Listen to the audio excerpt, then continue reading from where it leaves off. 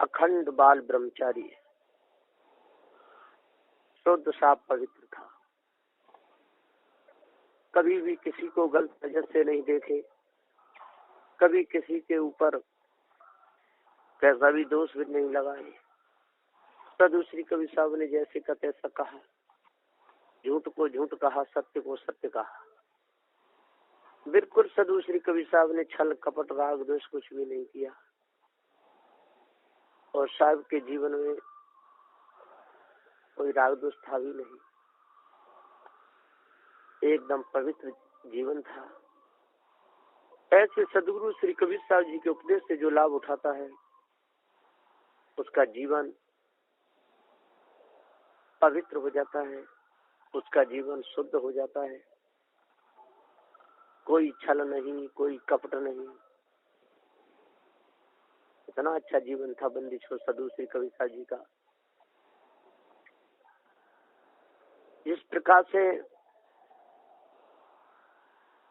लोहा में जंग लग जाती है और नींबू लगा करके उसको एकदम चकाचक कर दिया जाता है, इसी प्रकार से अनादि काल की जंग लगी हुई बंदी छोड़ सदगुरु श्री कबीर साहब जी ने अपने सत्य उपदेश के द्वारा और एकदम छुड़ाई।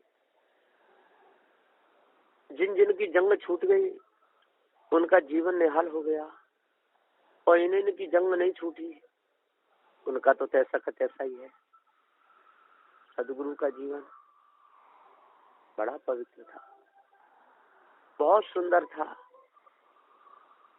जब तक हम अपने जीवन को पवित्र शुद्ध निर्मल नहीं बनाएंगे, तब तक हमारा आचरण, हमारा हृदय पवित्र होगा ही नहीं। शुद्ध हृदय में शुद्ध निवास होता है, और जो हृदय दूषित हो जाता है उसमें पदार्थ रखा हुआ भी दूषित हो जाता है। तो सदगुरु का जीवन बहुत पवित्र था, बड़ा निर्मल था, और जो भी कहते थे वो सत्य पर आग होकर के कहते थे। जरा भी सदगुरु देव जी झेपते नहीं थे, किसी प्रकार का उनको कोई डर भय भी नहीं था। डर भय रहित जीवन था बंदी छोड़ सदगुरु श्री कबीर साहब जी का। ऐसा जीवन जिसका भी हो जाएगा संसार में, उसको कोई भी विकार छू नहीं सकता है, कोई भी कष्ट उसको रुला नहीं सकता है। सारे संसार के हथियार सब फीके पड़ जाएंगे, सारे संसार के लोग द्रोही सब खड़े के खड़े रह जाएंगे। कोई भी सत्यवादी का कुछ भी नहीं बिगड़ पाएगा। सत्यवादी निडर निशंक निर्भय होता है, और उसके सामने आते ही अच्छे अच्छों के सर्ज हो जाते हैं। तो सदगुरुदेव जी का जीवन कितना अच्छा था, कितना पवित्र था, निराग जीवन था। इसलिए जीवन को शुद्ध रखना चाहिए, धर्म से दूर होना चाहिए, विषय वासनाओं से दूर होना चाहिए, पवित्रता अपने मन में लानी चाहिए, राग द्वेष नहीं करना चाहिए, धोखे में अपने जीवन को नहीं खोना चाहिए। यदि हमारा जीवन धोखे में चला गया, धोखे में से तो कुछ नहीं है।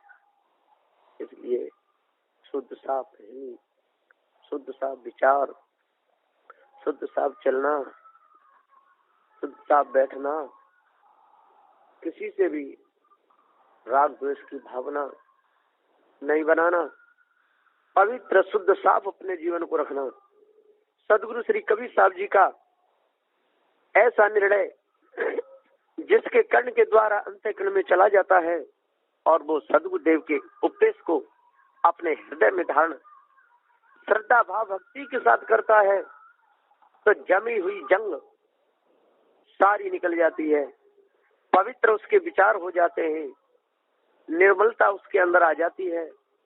किसी भी प्रकार का कोई भी संकट हो, वो बड़े आसानी से, बड़ी सरलता से उससे पार हो जाता है। इसलिए सदगुरुदेव के उपदेश का बहुत आदर देना चाहिए और श्रोधार करना चाहिए, क्योंकि ऐसे उपदेश देने वाले सारे संसार में सदगुरु श्री कबीर साहब के समान कोई नहीं हुए, और हुए तो कहीं न कहीं उनकी अटक रही, किसी न किसी विषय में कहीं न कहीं अटके रहे। अटका हुआ जीवन, भटका हुआ जीवन दूसरों को भी भटका देता है और दूसरों को भी अटका देता है। तो अटकन, भटकन और लटकन ये मनुष्य को बर्बाद कर देती है। सदगुरुदेव जी पुकार के समझाते हुए कहते हैं कि जब तक ये जीवन हमारा पवित्र नहीं होगा, शुद्ध नहीं होगा, तब तक हम अटके भटके और लटके रहेंगे। हृदय में शुद्ध भाव आना चाहिए, हृदय में शुद्ध विचार आना चाहिए, हृदय की कालिमा बिल्कुल दूर होनी चाहिए, विषय विकार दूर होना चाहिए, चोरी का लक्ष्य दूर होना चाहिए, हिंसा का लक्ष्य दूर होना चाहिए, जड़ाध्यास दूर होना चाहिए, चेतन पूजा में मन लगना चाहिए, संत गुरुजनों की आज्ञा का पालन करना चाहिए, संत गुरुजनों के लिए जल भर के रख देना चाहिए, संत गुरुजनों के लिए भोजन समय बना देना चाहिए, उनकी व्यवस्था समय पर कर देनी चाहिए, है ना। पवित्र भाव से आरती वंदना करके पूजा करनी चाहिए। इससे अंतःकरण के विकार सारे दूर हो जाते हैं। और जो चेतन पूजा नहीं करते, जड़ पूजा की तरफ इनका लक्ष्य ज्यादा रहता है, तो उनका जीवन जड़ाध्यासी हो जाता है। और जड़ाध्यासी जीवन तो जड़ाध्यासी है, चेतन पूजा की तरफ उसका लक्ष्य ही नहीं लगेगा, उसका मन लगेगा तो जड़ पूजा में लगेगा। और जड़ पूजा से न कभी किसी का अंतःकरण पवित्र हुआ है और न होगा। यदि जड़ पूजा से और अंतःकरण पवित्र होता तो ये चेतन पूजा की कोई जरूरत नहीं पड़ती। साधु श्री कबीर साहब जी सत्य का उपदेश क्यों देते? साधु श्री कबीर साहब जी चेतन पूजा को क्यों बताते हैं? क्यों भूखे को भोजन बनाना पड़ता? क्यों किसी को आदर सत्कार किसी का क्यों करना पड़ता? इसलिए यदि संकल्प से कोई काम नहीं होता है। लोग कहते हैं एक भिखारी था, बड़ा परेशान था, बहुत गरीब था, जंगल में लेटा था। उसके भैया आप यहाँ क्यों लेटे हुए हो, आपको क्या परेशानी है? उसने कहा मैं बहुत बड़ा गरीब हूँ, मेरे पास एक पैसा भी नहीं है।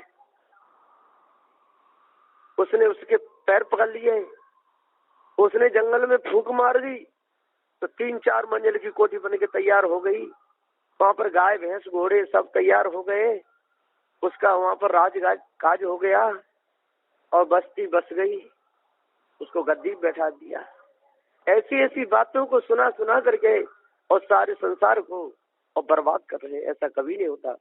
फूंक मारने से कभी मकान नहीं बनते, फूंक मारने से कभी जंगल नहीं कट जाते, फूंक मारने से कभी किसी की कंगाली दूर नहीं हो सकती, फूंक मारने से कभी कोई बच्चे पैदा नहीं हो सकते। सदगुरुदेव जी पुकार के समझाते हुए कहते हैं कि हे ज्ञानी विद्वानों, 4 वेद 6 7 18 पुराणों के ज्ञाता हो, आज यदि अपनी गति को आप नहीं संभालोगे, अपनी चाल को आप शुद्ध नहीं करोगे,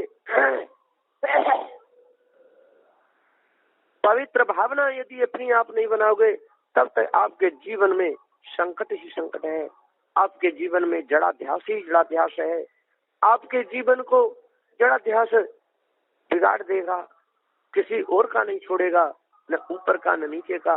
इसलिए सत्य को जानने की कोशिश करो, सत्य को पहचानने की कोशिश करो।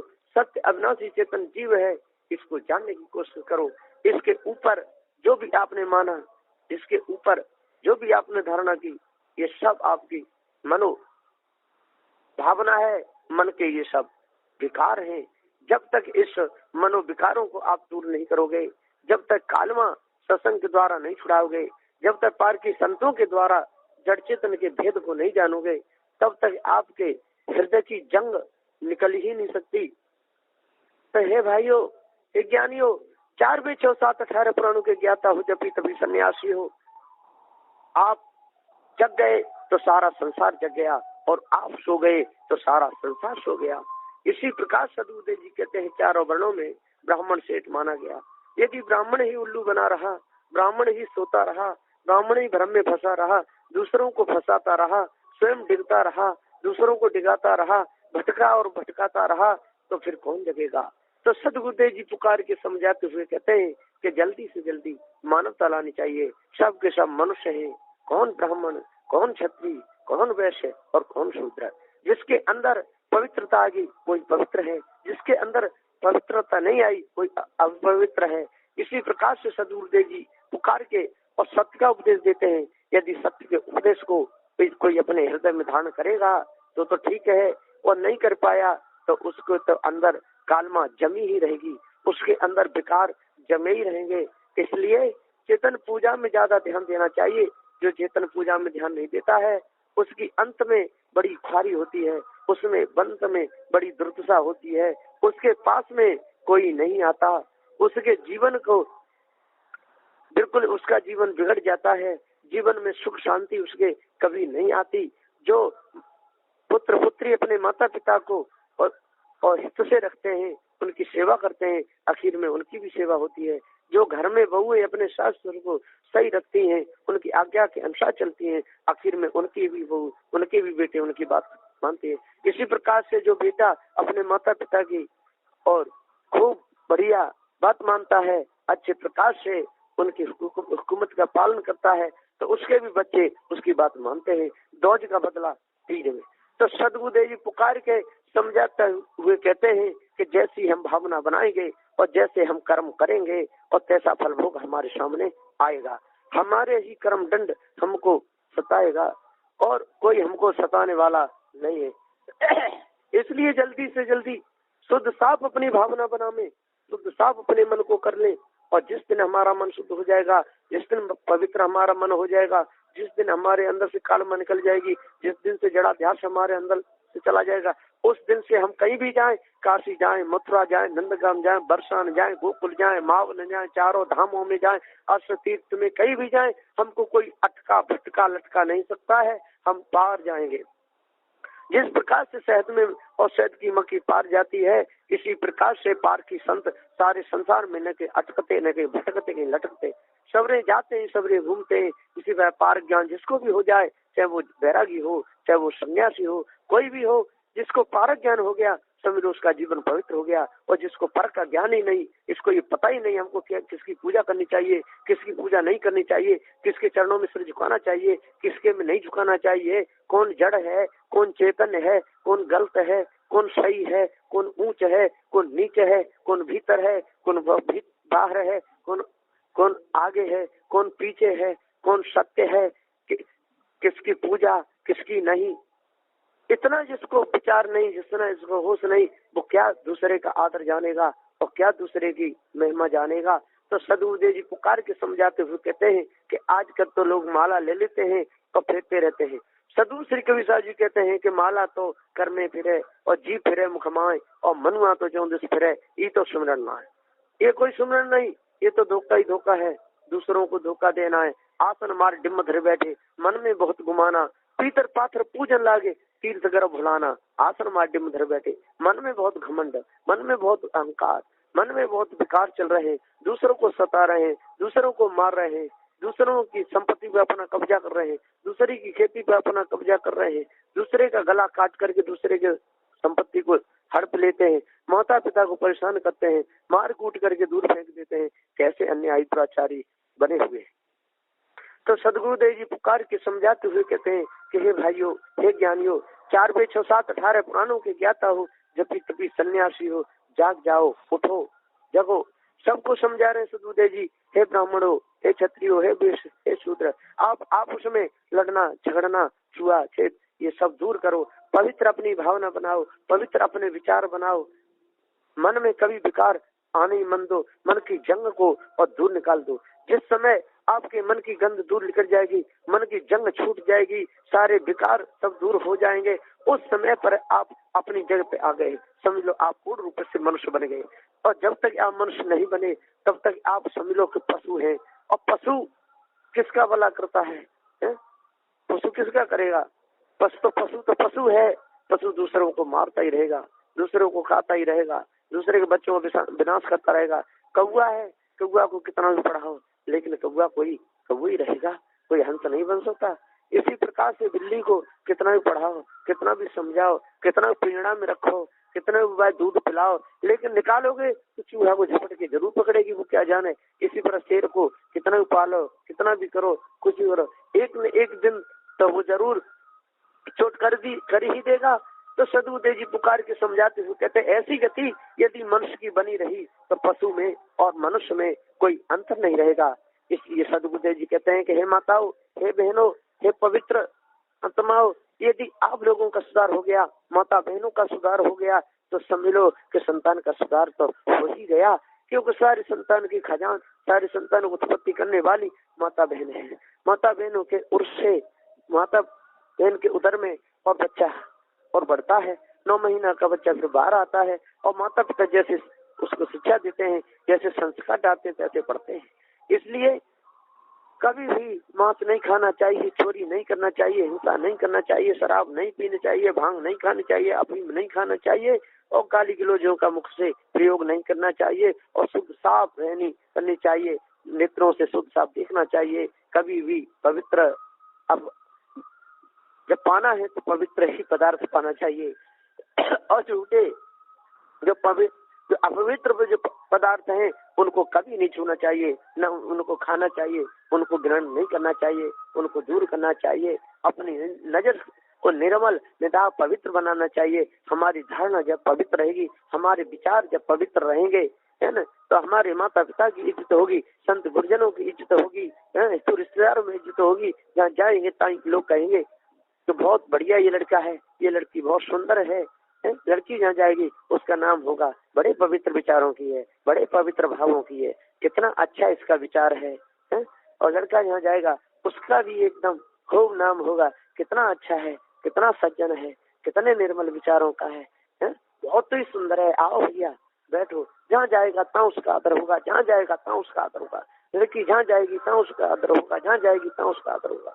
तो सदबुद्धि जी पुकार के समझाते हुए कहते हैं जब बड़ा बनता है ना, बड़ा बड़ा कठिनाई से बनता है, बड़ा सहज नहीं बन जाता। लोग बड़ा बड़ा कहते तो हैं लेकिन बड़ा का मर्म भेद नहीं जानते, है ना। उड़द की दाल को रात को भिजाया जाता है, फिर सुबह जब गल जाती है तो रगड़ के उसके सारे छिलके उतार दिए जाते हैं और फिर मशीन में मिक्सर में डाल के चला के उसका दिया जाता है। फिर उसमें मसाले मिला करके और घोट के कर दिया जाता है। फिर पानी में डाल के देखा जाता है, ऊपर आ जाए तो समझो को बहुत अच्छा हो गया। फिर कढ़ाई चढ़ा दी जाती है, फिर कढ़ाई में तेल डाल दिया जाता है और तेल में फिर छोड़े जाते हैं तो तेल में बेचारे बड़े उछलते कूदते हैं और जब वो सिक जाते हैं तब कहलाते हैं बड़ा। इसी प्रकार से रोटी बनती है, तो पहले गेहूं अमनिया किए जाते हैं, फिर गेहूं धोए जाते हैं, फिर सुखाए जाते हैं, फिर चक्की में पिसाए जाते हैं। पिसाने के बाद आटा जब बन जाता है फिर पानी डाल के उसकी गुदाई होती है, फिर उसकी गोली बनती है और गोली बना करके फिर बेलन से उसकी पिटाई होती है, खूब घिसाई होती है, फिर तवे पे डाला जाती है और तब अग्नि में जाती है, तब सिक करके रोटी बन के बाहर निकलती है तब वो खाने के काम में आती है। इसी प्रकार से आलू है, दाल है, उसको भिजा करके उसमें नमक मिर्च मिला करके और फिर आटे में भर करके, मैदा में भर करके 3 कोन का बना करके अग्नि में सेक करके तब निकाला जाता है, उसका नाम समोसा पड़ता है। इसी प्रकार से कचौड़ी बनती है, इसी प्रकार से दूध का खोआ बनता है। दूध है, दूध को उबाला जाता है, उबाल के सारा पानी जला दिया जाता है, उसका खोआ हो जाता है और फिर वो मिठाइयों में कितना कीमती बिकता है। सदबुद्धि जी पुकार के समझाते हुए कहते हैं इसी प्रकार से मनुष्य का जीवन है। जब मनुष्य अपने जीवन को शुद्ध कर लेता है, संतों की संगति में लग करके, माता पिता की घर में सेवा करके और फिर संत गुरुजनों को घर में बुला करके उनके आदर भाव करके, उनके सत्संग को सुन करके, उनके विचारों को जब अपने अंदर पूर्ण रूप से उतार लेता है तो सभी प्रकार की उसकी कालमा छूट जाती है। तब वो बड़ा महापुरुष बनता है, तब वो बड़ी बड़ी ऊंची गद्दी में बैठा रह जाता है, तब उसके गले में फूल पड़ते हैं, उसके आगे भेंट चढ़ाते हैं, नारियल चढ़ाते हैं, कपड़ा चढ़ाते हैं, पूजा होती है और लोग देख देख के कहते हैं इनकी बड़ी मौज है, देखो कैसे ऊपर कुछ करते नहीं, कुछ धरते नहीं। अरे भैया कुछ करते धरते नहीं है तो उस चौखा में आकर के उस जगह पे आके देखो तो पता चल जाता है। बहुतों के आगे नीचे पैर तल धरती खिसक जाती है कोई तो निभा भी नहीं पाते, कोई 6 महीना, कोई 1 साल, कोई कितने, कोई शूरवीर होते हैं पूर्व जन्म के संस्कारी, वही आजीवन भेष में टिकते हैं, संत गुरुजनों की पवित्र भाव से सेवा करते हैं, उनके उपदेश को अपने अंदर उतार लेते हैं, सारी कलमा को अपने अंदर से दूर कर देते हैं, उनका पवित्र विचार शुद्ध हो जाता है, कभी भी वो संसार के चक्कर में नहीं फंसते, विषय वासना धर्म भूल कल्पना से वो सदा सदा के लिए और न्यारे हो जाते हैं, उनको महापुरुष कहा जाता है। कुम्हार जब बर्तन बनाता है, मिट्टी को लाता है, कितनी पिटाई करता है मिट्टी की, फिर उसमें पानी डाल के गलाता है, और पानी डाल फिर मत मत के उसका गोला बना देता है, और फिर उसको झाग पे चढ़ा देता है, फिर उसको डंडा से घुमाता है, फिर उसका उसमें जो बनाता है, बर्तन बनाता है, और ऊपर बना कर फिर नीचे उतारता है, और फिर उसकी पिटाई करता है, और पीट के तब बड़ा करता है। इसी प्रकार से सदगुरुदेव जी पुकार कहते हैं, जितने भी महापुरुष हुए हैं इन्होंने खूब सेवा की है, संत गुरुजनों की डाल प्रकार से ही है, उनकी सेवा करके पवित्र भाव से विद्या अपने हृदय में उतार करके तब वो आगे बढ़ते हैं। तो सदगुरुदेव जी पुकार के समझाते हुए कहते हैं, जिस प्रकार से गाड़ी और रोड पे चलती है, सहज नहीं चलती, तो उसके एक एक पुर्जे अलग अलग बनते हैं, बोल्ट उसके अलग अलग बनते हैं, एक एक उसमें तार अलग अलग बनते हैं, जिन क्या क्या कहाँ से डाले जाते हैं, मोटर कसे जाते हैं, कस के तब कई महीनों में गाड़ी बन के तैयार होती है, फिर उसके टायर बनते हैं, फिर वो चढ़ाए जाते हैं, फिर उसकी सीटें अंदर बनाते हैं, फिर ऊपर का कवर बनाते हैं, इंजन बनाते हैं, और तब कहीं जा करके रोड पर चलने लायक गाड़ी होती है, जल्दी नहीं हो जाती है। इसलिए सदगुरुदेव जी पुकार के समझाते हुए कहते हैं, मन में विकार अनादिकाल के भरे हुए हैं, इन विकारों को अपने अंदर से और सेवा करके और दूर करने चाहिए, और जब सारे विकार दूर हो जाएंगे, हमारी गतिमति अच्छी हो जाएगी, सेवा करके अंतःकरण पवित्र हो जाएगा, मन के विकार सारे दूर हो जाएंगे, मनोभावना जब हमारी शुद्ध हो जाएगी, ईश ब्रह्म परमात्मा देवी देवता भूतोड़े तंत्र मंत्र जादू टोना हवन होम 4 वे 6 7 18 पुराणों की जो वाणी है, ये हमारी जब समझ में आ जाएगी और चेतन पूजा समझ में आ जाएगी, तो हमारे मन के सारे विकार दूर हो जाएंगे। बस इन्हीं वचनों के साथ में मैं अपनी वाणी को विराम देता हूँ। बोलिए श्री सदगुरुदेव की जय।